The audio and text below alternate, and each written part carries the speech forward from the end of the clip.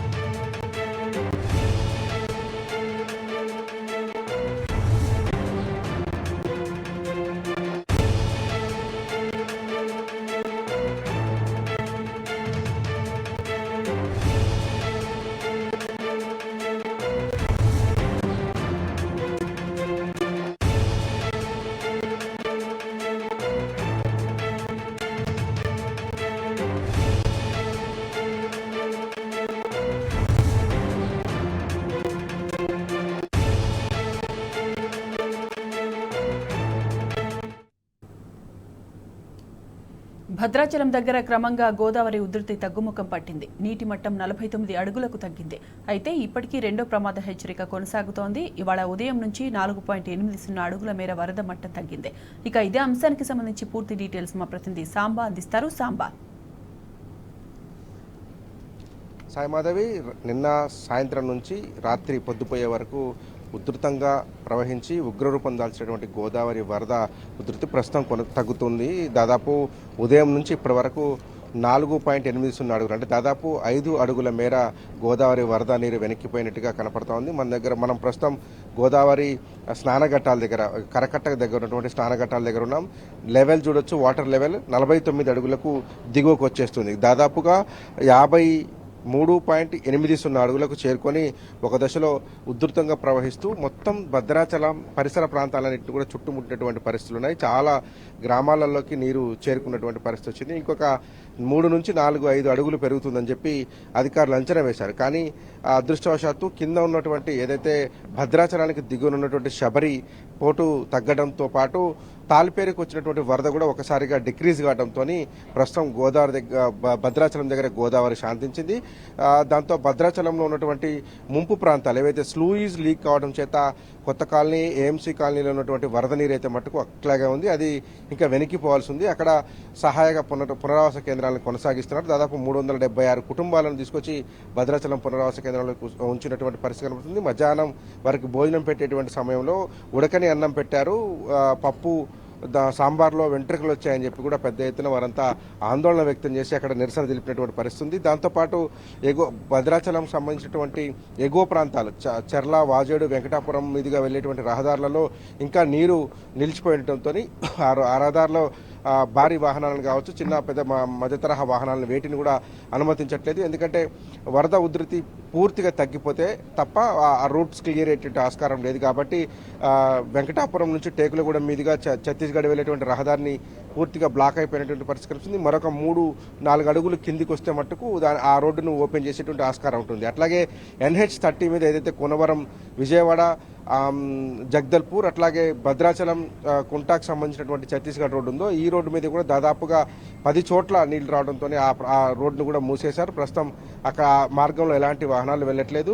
అయితే భద్రాచలం దగ్గర తగ్గుముఖం పట్టడము, ఎగువ నుంచి వస్తున్నటువంటి వరదలు కూడా ఇప్పుడు డిక్రీజ్ అవుతున్నటువంటి నేపథ్యంలో ఈ రోజు రాత్రికి మరింత తగ్గుతుందనేటువంటి అంచనా. రేపు ఉదయం వరకు సాధారణమైనటువంటి 43 కంటే కిందికి వచ్చేస్తుంది. మొదటి ప్రమాద హెచ్చరిక కంటే కూడా కిందికి వచ్చేస్తుందని చెప్తున్నారు. ఎందుకంటే ఇప్పుడు 49 అడుగులు ఉంది. ఇంకొక ఒక అడుగు తగ్గితే అంటే 48కి దిగువకు వస్తే కనుక రెండవ ప్రమాద హెచ్చరికను కూడా ఉపసంహరించుకుంటారు. అట్లాగే 43 అడుగులు దాటి కిందికి వెళ్ళిపోతే మొదటి ప్రమాద హెచ్చరికను కూడా ఉపసంహరించుకుంటారు.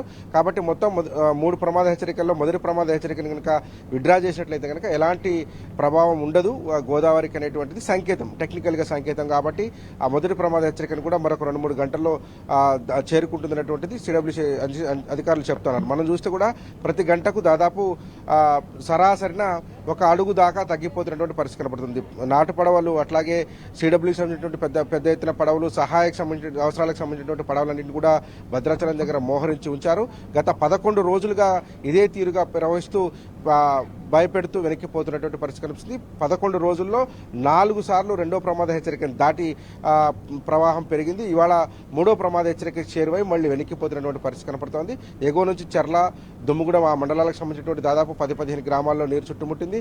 ఇప్పుడిప్పుడే దిగువనున్నటువంటి కోనవరం దగ్గర మన దిగువనున్నటువంటి బుర్గంపాడులో కొంత క్లియరెన్స్ అయినట్టుగా చెప్తున్నారు. అట్లాగే అశోపురం మండలంలో ఉన్నటువంటి 2 గ్రామాలకు ఏదైతే నీరు చేరిందో అది కూడా బట్టీల గుంపు, పాములపల్లి, తర్వాత మొండికుంటకు సంబంధించినటువంటి రోడ్డు కూడా క్లియర్ అయిందని చెప్తున్నారు. సారపాక నుంచి రెడ్డిపాలెం వెళ్ళేటువంటి రహదారి కూడా క్లియర్ అయింది. కానీ సారపాక నుంచి బుర్గంపాడు మీదుగా ఏదైతే విజయవాడ వైపు వెళ్ళేటువంటి కోనవరం రోడ్ ఏదైతే ఉందో అది పూర్తిగా ఇంకా బ్లాక్ అయింది. మరి ఒక 2-3 అడుగులు పోతే మట్టుకు అది ఓపెన్ అయ్యేటువంటి ఆస్కారం కనపడుతుంది. ఓవరాల్గా ఫ్లడ్ సిచ్యువేషన్ అయితే కనుక కంట్రోల్లోకి వచ్చింది. ఇప్పుడు తగ్గుముఖం పట్టడంతో భద్రాచలం పరిసర ప్రాంతాల్లో, ఎగువ ప్రాంతాలకు సంబంధించినటువంటి ప్రజలైతే కొంత రిలీఫ్ ఫీల్ అవుతున్నారు. సాయి మాధవి.